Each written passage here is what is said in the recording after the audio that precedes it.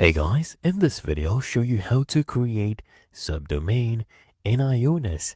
Now the first thing I want you to do is just log into your Ionos dashboard.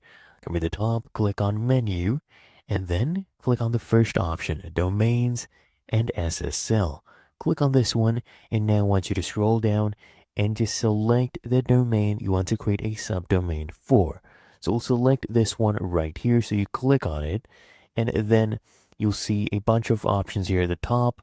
Click on the second one, which says subdomains. Click on this, and then you can either click on create subdomain right here, or you can click on add subdomain.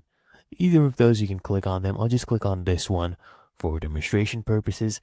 Now, we need to add a subdomain name. So I'll use William right here. So it'll be william.answersp.co.uk. So toggle this one on, create another subdomain. You can save this, so you can see right there. And this is going to be created. It usually takes a few minutes, but you should see it listed right here once you go ahead and refresh. But otherwise, really that easy. And that is how to create subdomain in Ionos.